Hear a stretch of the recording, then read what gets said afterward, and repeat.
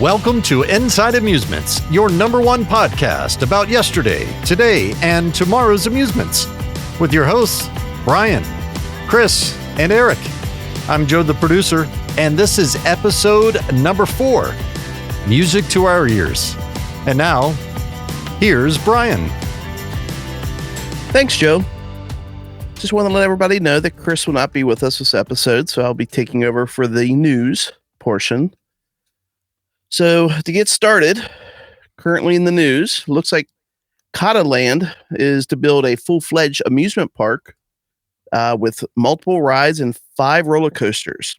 Originally, they were just going to build the one roller coaster that we mentioned early in the earlier episode, but it looks like it's going to be 5 coasters now, with one of them being a tilt coaster by Vekoma. This will be a first of its kind in the United States. And next we have, looks like Roaring Timbers, built by Great Coasters International, opened up in Vietnam. This is Vietnam's first and only wooden roller coaster.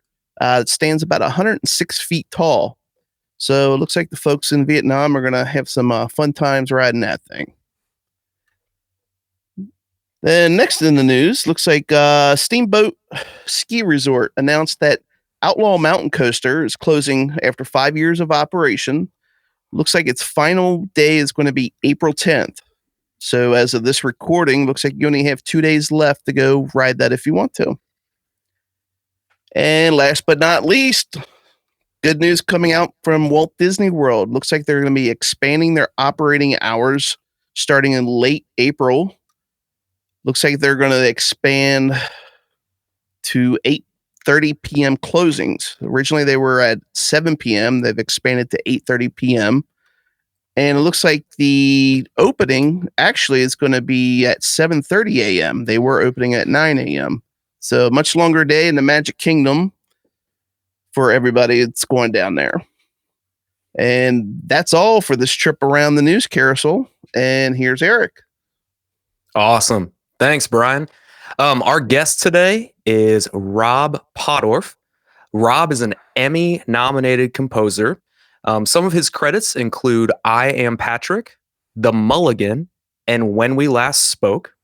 He's also composed the scores to numerous amusements with credits at Disney, SeaWorld, and Busch Gardens. Rob, welcome to the Inside Amusements podcast. Thanks, Eric. Guys, thanks. Thanks for inviting me. I appreciate it. Absolutely, man. We are so glad you can join us.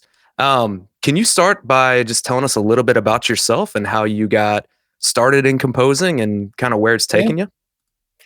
Yeah, I mean, the impetus of this whole thing was when I was 5 years old. My parents got me a plastic ukulele for Christmas, and that's where it all started. I started with a ukulele, then moved up to a wooden ukulele, and then when I grew a little bit, they got me a baritone uke, which is a little bigger. And then I think around 7 or 8, I started playing guitar. They got me an electric guitar. And yeah, I mean, it was all downhill from there. So when people ask you if you play a little guitar, you say, well, yes, I do play a little guitar. I actually I do. And you'll like this. This was the toy ukulele that I got for Christmas. Oh, sweet. That's so cool. Now, it's not the one I had. I actually found this on eBay. Okay. And some lady up in Connecticut, she had it when she was a little kid. And I obviously paid way too much for it, but, you know, the sentiment was there. You know, that was the very first one, that exact ukulele. So, yeah. I'm sure you were all smiles when that thing arrived. Oh, my gosh. You have no idea. That's awesome. Yeah. So, can you tell us, when did you realize that you wanted to be a full-time composer? You know, I realized I wanted to write music or to be involved in music probably around 9 years old. And I'm going to expose my age here. When I was 9 years old, the Archies was a cartoon series that was on Saturday mornings. And there was a big song out by the Archies that hit the top 10. It was called Sugar. Sugar, ba-da-da-da-da-da, oh, honey, honey. And I loved that song so much. And at that time, with the cereal Alphabets was out, and I hated Alphabets, but on the back of the box, they had an Archie's record that you could cut out and put on your record player. So I conned my parents into buying the Alphabets, telling them I was going to eat it. I never did. But I got the box and cut the record out, ran in my bedroom, put it on the record player and listened to it, over and over. And finally just went, you know what? That doesn't sound too hard to do. So I wrote my first song, and it was terrible. But, that was the first time that I'd actually decided that I wanted to write music. And from that point forward, I just kept writing songs, and then, doing little arrangements of existing songs and doing things in church and arranging for trumpet and things like that. And that's kind of how I got into it. And then at the age of 13, I decided that I wanted to play piano. So I started playing piano, and and that's kind of where everything developed. It was in those years between the ages of 9 and 15 that I really just, developed as a musician. And that's how it all started. Rob, I'm curious. Initially, I mean, was in your mind, was it more that you were a musician and you weren't really thinking about composing, say theme music and kind of more the type of body of work that you do now? Well, it was kind of half and half. I mean, I really liked to write music and write songs, but I also loved to sing and play. Growing up, I did little 20-minute to half-hour shows. I mean, that's how I made money when I was a kid. Was playing for, like the Optimist Club and the Key Club and church functions and things like that. So I loved the performance aspect of it, but I also loved writing. So it was kind of half and half.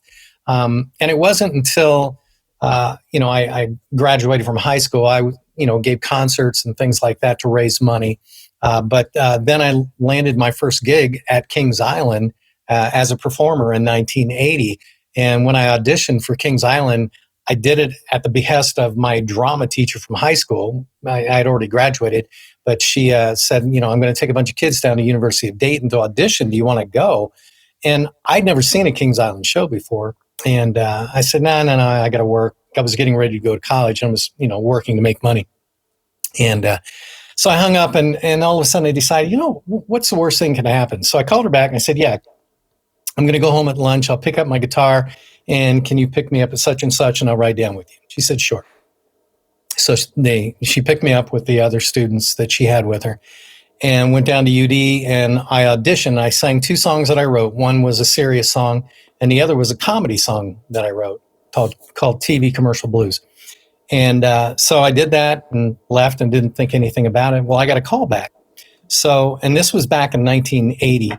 And in those days, the callbacks, it was like American Idol. There was just hundreds and hundreds and hundreds of people.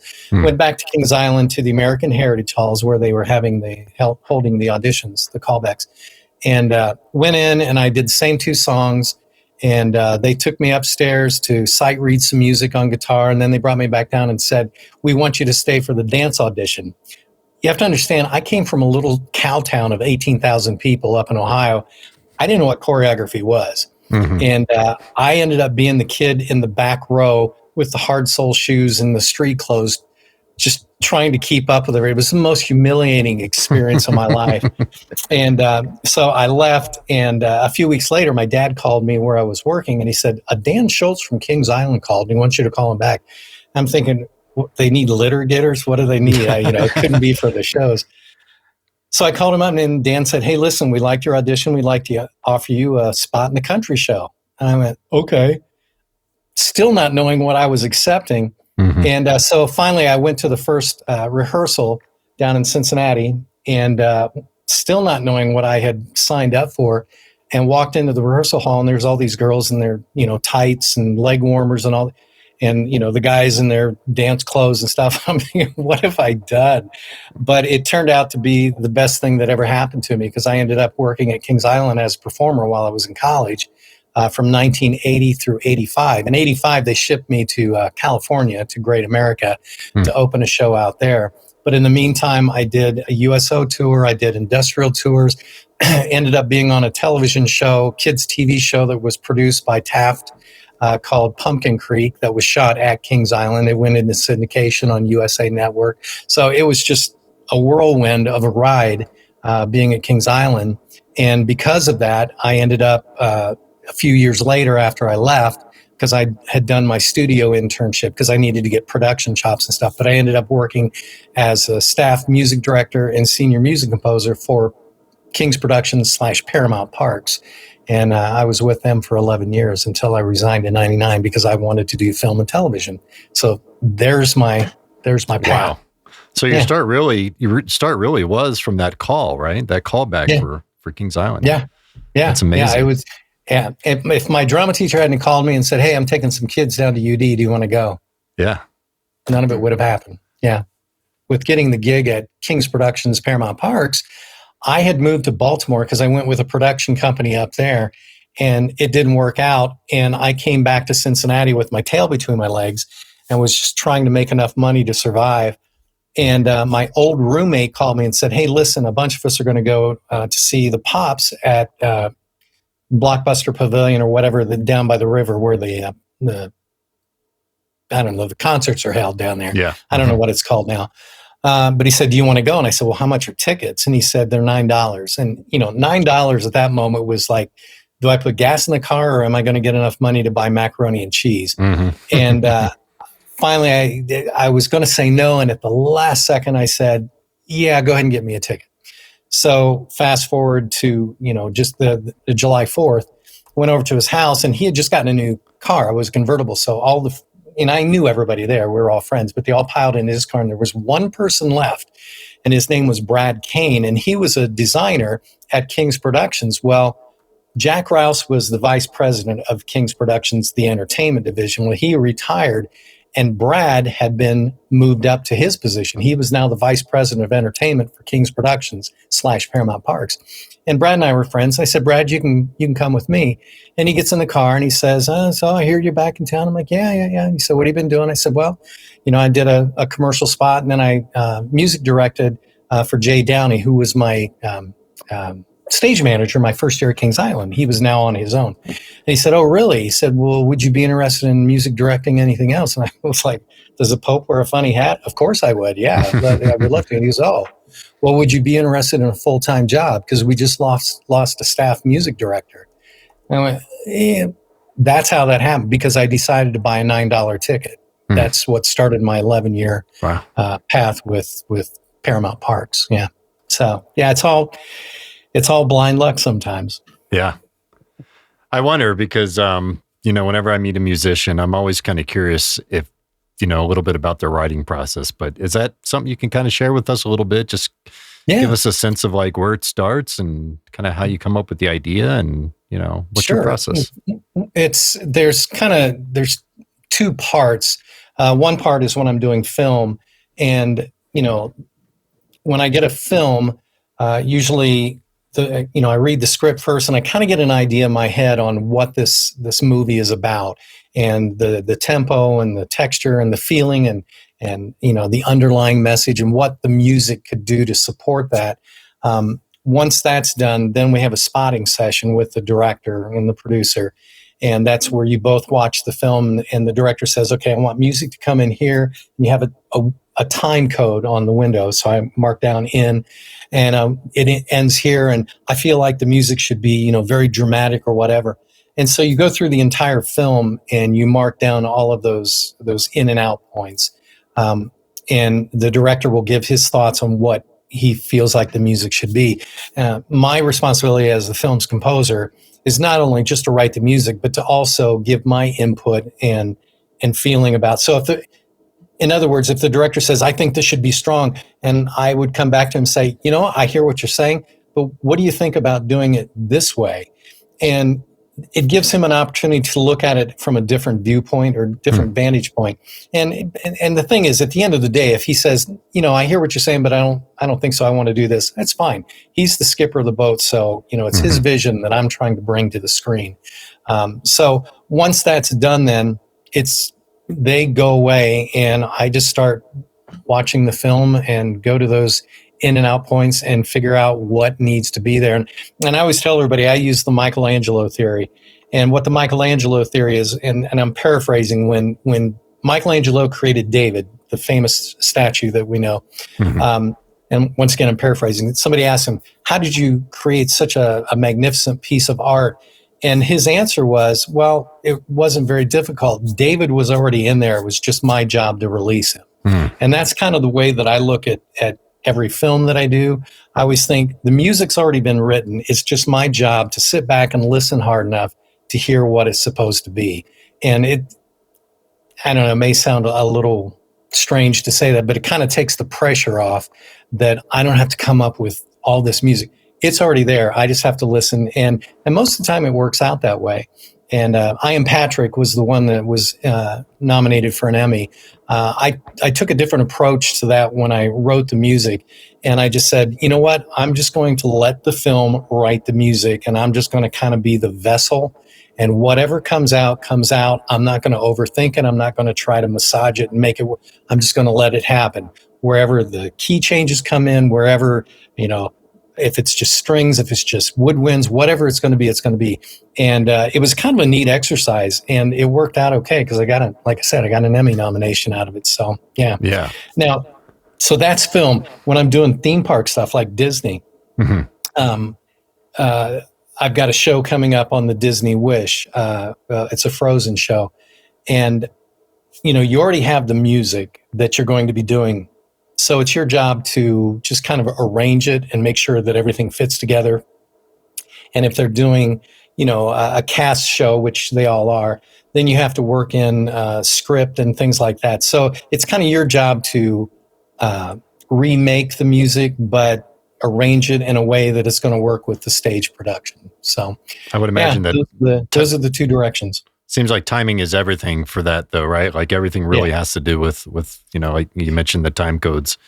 I wonder, just a follow-up question: are there, do you have what sort of like time are you allowed for iterations? Does the producer, director, whoever, they come back to you and? Well, a perfect example is the film that I'm working on right now. It's called Responders, and it's a drama about first responders, and it'll be in theaters later this year. But I wrote the opening cue, and it's credits and rolls and things, and it's got a lot of action sequences to it. And I wrote this really powerful, dun, dun, dun, dun, kind of thing that went through. It's it's like a 2-minute piece, and sent the demo off with the video to the director. And the first and I was feeling really good. I'm like, man, I've really nailed it. I got it. This is perfect. And I get the note back from him saying, I love this. It's a beautiful piece of music, but it doesn't work for this. You're like, and when he explained it, he said, here's what I'm looking for. And he wanted something a little bit more subtle, but powerful. And so I just started over because he was like, at 28 seconds, this is the feel that I want. Can we move that forward? And I just told him, I said, listen, it's a lot easier for me just to start over and rewrite it than to try to, fit it in and massage it. So I started back over, and I understood what he was looking for once he explained it again. And I sent that demo off to him, and he said, this is perfect. In fact, this is the hero's journey. Nice. And the minute he said that, I went, there's the name of the first cue, A Hero's Journey. So it's just one of those things. The hardest part of doing a film is trying to figure out what the director's vision is and where he wants to go with this. And a lot of times it's just that. You write something in the very beginning and they go, it's beautiful, but this isn't what we want. So that's the hardest part, is trying to figure out what he's thinking. I wonder if that's something you can keep in your back pocket, though. You can probably repurpose. Well, I'm going to use it in a later scene, Mm-hmm. because there's a fire sequence with fire engines and all this other stuff that I'm just going to plop that in there and expand it. Yeah. Man, that's so cool. Yeah. How different is it composing for a film versus composing for like an attraction? Composing for film, it's going to sound weird, is a lot easier because I have picture that's dictating and mandating where I need to go. I've done a couple in the last year. I've done a couple coasters for SeaWorld down in Tampa, and the queue line experience. There was 3 levels of it, and the bottom level was more of a subdued jungle kind of thing. And then there was a transition, which was just all percussion. And then the load area up at the top was this big, bombastic, thunderous, thing. And so I had to create 25 minutes of music for this queue line experience. And when you don't have any visuals, you don't have anything telling you what you need to do. So you've got to like come up with pictures in your head on where this music is going and what's going to take place as the audience member is walking through this queue line. You've got to keep them entertained for this 25-minute period. So yeah, I would say that writing film is in some parts easier because, like I said, you're being told what to write by watching picture. But there's something freeing about doing the other thing where you're not dictated or mandated by visuals. You can just sort of write what you want. So yeah, I'm pretty neurotic to begin with. So it goes both ways. I guess that's probably a perk for writing for amusements, right? You could probably go and ride the rides if you absolutely needed the inspiration and needed to be in the element, right? To be able to come up with a creative idea. What was funny about the SeaWorld stuff was that the ride was still being built, and I had to go down and do the install for the audio tracks. I actually had my laptop with all the music stems and was mixing in the environment. This is kind of what we do for Disney also. They mix everything in the park. So that's what I was doing with them down there. And but yeah, I love getting on the coasters, man. What's the medium for these? Is you putting a CD on loop? Is that pretty much what's happening? Or no, they have multi-track machines. I'm just kidding, really. Yeah, they have digital multi-tracks. So okay. Yeah, pretty elaborate. Yeah, I was just kidding about the CD, but just loop the CD. You know, that's all we do. Yeah, it's a cassette tape. It's an 8-track. Cassette. Okay, it self flips. Yeah, 8-track. There you go. So I'm curious to see what's been your favorite project so far. Oh man, you know what? And not because of the Emmy, but because of the film itself and what I got to write was I Am Patrick. From a film standpoint, I Am Patrick was probably my favorite film to this point. Yeah. From a theme park, there's a couple of them. Tomb Raider, which used to be at Kings Island. Oh yeah, that was one that I loved doing. That was so much fun. That was a great ride. Yeah, that was so much fun to write for that. And then Iron Gwazi at SeaWorld, which was the one that I just finished up last year, the 25-minute queue line experience. That was my other favorite one. Outer Limits, Flight of Fear. That was another one because it not only had the music audio component of the queue line, there was also a video component that we actually got to put together. So I got to score the video on that one. So that was fun. Days of Thunder. That was another one that was just, there's a lot of them that was just, now that I'm thinking about it, it's like, well, that was fun too. Yeah, man, all of those are pretty, it's some of my favorites, I would have to say. Yeah, it was a ball. So cool, man. You have the coolest gig ever. I'm very lucky, very blessed. And yeah, I try not to take it for granted and I try not to groan about it when I'm really tired, but I still do. But yeah, I'm very, very lucky to, I mean, listen, I write music for a living. That's kind of crazy. Yeah. It's amazing.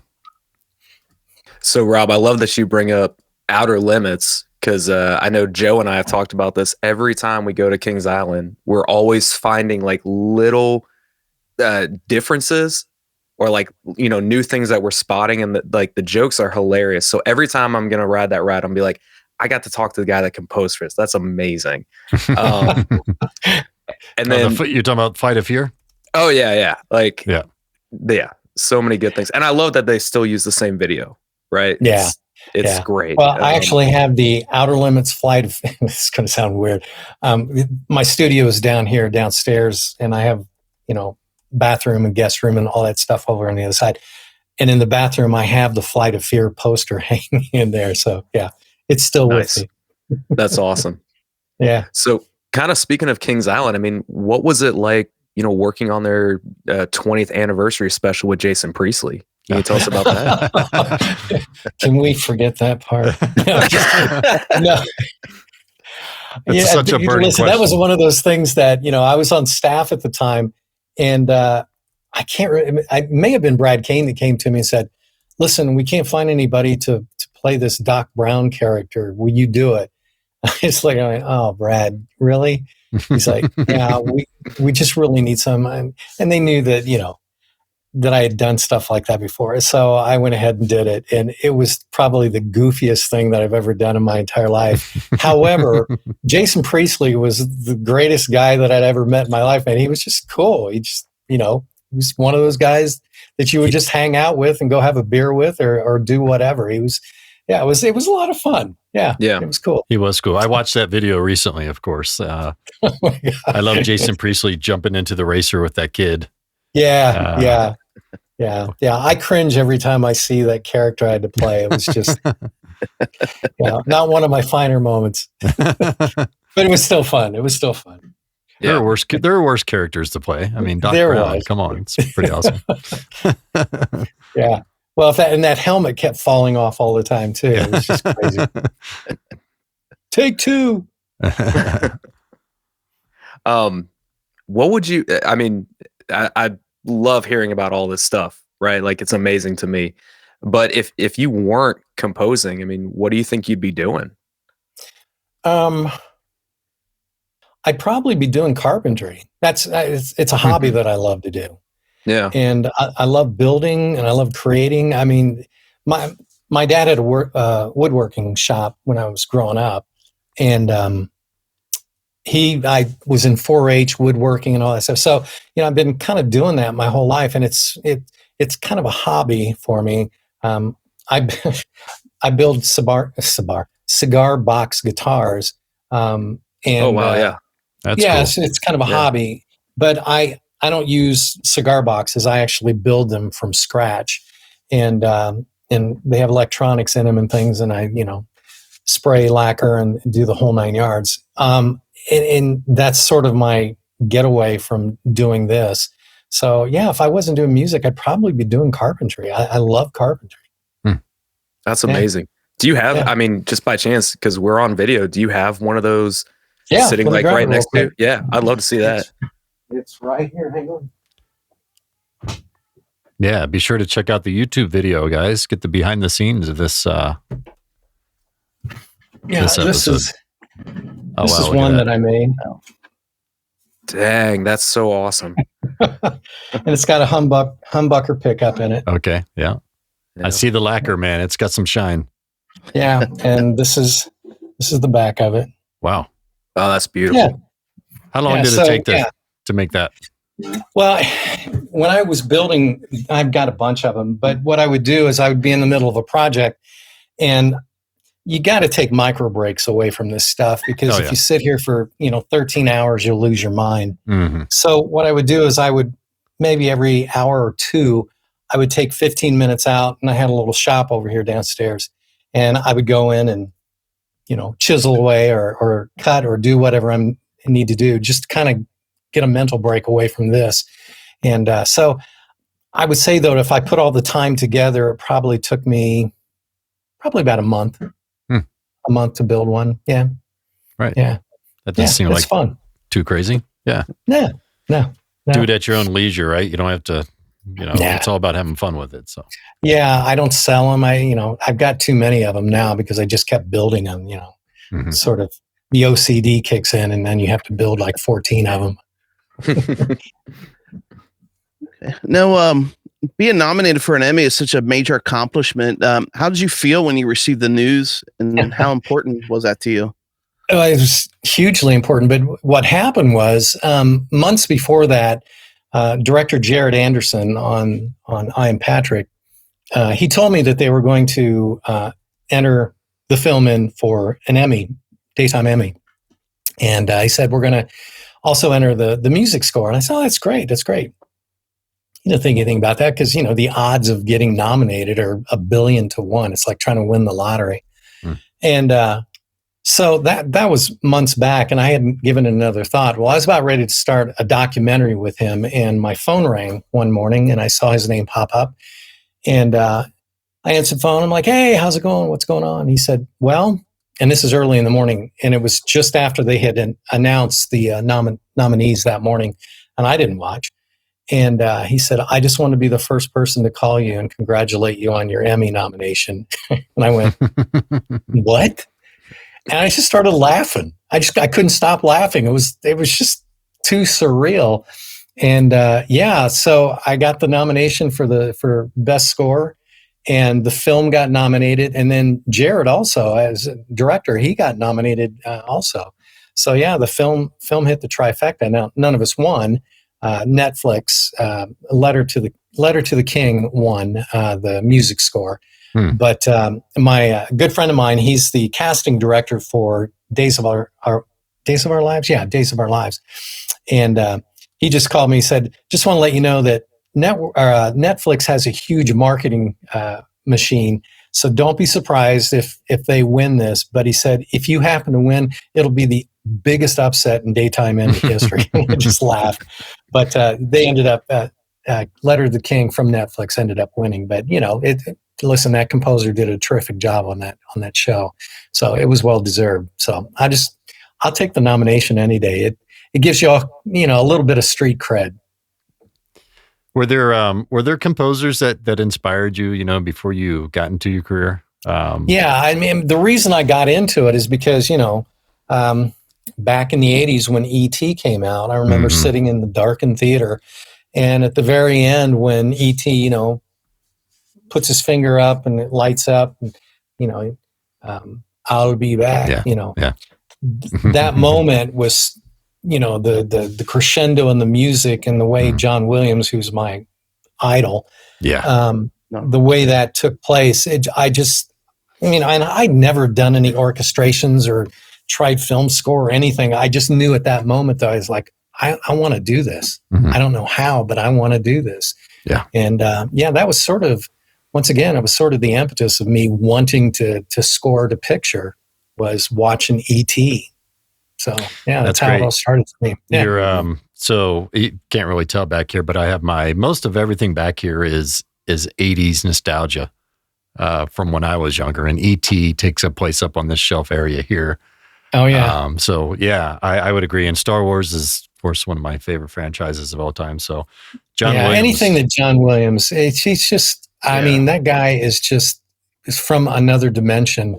Pretty amazing.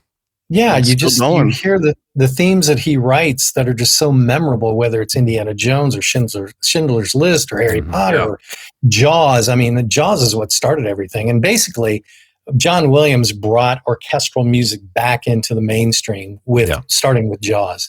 Because if you think about it before that, it was a lot of synth music and a lot of pop tunes and rock tunes and stuff like that. And all of a sudden it was legit again. So yeah, I'm thankful for him. You ever meet John Williams? No, if you could meet like 3 people in your life, he's probably the number one person that if I could just have 15 minutes just to sit and talk, I would love to. Yeah. Apparently, all you have to do is show up at his front lawn and start playing music, and he just with a right trumpet. I've seen that one. Yeah. It's classic. Yeah. A couple high school kids, I think, or something came up to his one. Yeah. And he just walks out and he's like, "Hey guys, hey, sound great." Yeah, it's awesome. Really cool. Yeah. So that just goes to show his character, of course. Yeah, just a good guy. Mm-hmm. Well, Rob, lastly, we're starting to ask all our guests now kind of the same type closing question. So we have to ask you. Sure. What's your favorite amusement attraction or, any of the rides today? And same question, but as a kid, what was your favorite when you were a kid? One ride, it will always be, and that's the Beast. Yes. And I've been to the Disney parks, the SeaWorld parks, all the Cedar Fair parks now, everyone, because I'm music director. I've ridden a ton of rides, but the Beast is still the Beast. Will never be another ride like it. And from what I heard, they're actually adding on to the Beast now. Yeah. 2 foot was added. They actually reprofiled the drop. Really? The helix has been pretty much completely rebuilt. Wow. I think there was about 2,000 feet replaced. The gravity group came in and retracked a lot of that. So, unfortunately, it's not going to be ready for opening day. It's not going to be until sometime in May where it's open. So, Well, you'll like this. Real quick story. When I was performing in the parks, I was in the International Showplace, and we weren't supposed to be doing this, but we would sneak out in between shows on the days that the park wasn't really crowded. And we would run as fast as we could to see if we could get to the Beast and ride it and get back in time to be in costume to go out on stage. So that was one of the things. So I've ridden the Beast a billion times. It's great. Yeah, that was all wooded behind there back then. So you were able to probably sneak through the woods across the bridge on Swan Lake and zip right over to the Beast. Of course, Brian knows what that would have looked like. Did you have a lanyard at the time? Could you get kind of up, Oh no, we were first just in line or anything? Now we're just patrons, Okay. We would just go over on days that we knew it wasn't crowded, so we could just kind of get on the ride and go. Yeah. Yeah, because you didn't have that much time in between shows. So yeah. Well, you have to let us know if you come up this year for the 50th and ride it. We'll come up and ride it with you. Yeah, let's do it. Actually, my wife and I just got the invite. My wife and I are coming up. So cool. Yeah. So I'll be there. Yeah, man. I'll look everybody up. Heck yeah. We'd love to just jump on the Beast with you. Any other roller coasters too. That'd be a lot of fun. Yeah, that'd be a lot of fun. Yeah. Yeah. Well, the one thing, this is going to sound really crazy. I want to ride the antique cars again because they were gone forever. And I love the antique cars. Yeah. It's still a must for us, quite honestly. It's every time we go, you got to do that. And Viking Fury, of course, the Viking show. Yeah. Yeah. Tastes great. Less filling. Yep. Awesome. Cool. Hey, Rob, thanks so much for joining us, man. It's really been a treat. And it's so awesome to get to know you and talk with you a little bit. And, I appreciate you asking me. I mean, listen, anything for, theme parks and Kings Island, it's such a big part of my life forever. By the time I had left in 99, I'd spent more than half of my life in the theme parks. So, yeah. So cool. Real quick, anything you want to promote real quick? Any sort of, social media or website or anything? Where can people go to find out more about you or listen to any of your work? rpmusic.com. Same thing on Facebook, YouTube, Rob Pottorf Music, Twitter, the whole 9 yards. Got a film April 18th and 19th. I don't know when this is airing, but the Mulligan, and it's starring Pat Boone. And Pat's still got it, man. I mean, this guy, I don't know, he's like 87, 88 years old. And, that's awesome. Yeah, he's just sharp as a tack and can play golf and the whole 9 yards. But it's a really good movie. So it's in theaters 18th and 19th. So yeah, that's it. There you have it. Rob, thanks again for joining us. Appreciate it. Guys, thank you so much. Well, thanks again for listening to this episode of Inside Amusements. Be sure to visit us at insideamusements.com. Follow us on social media, like, subscribe, and share with your friends. And we'll see you in the next one.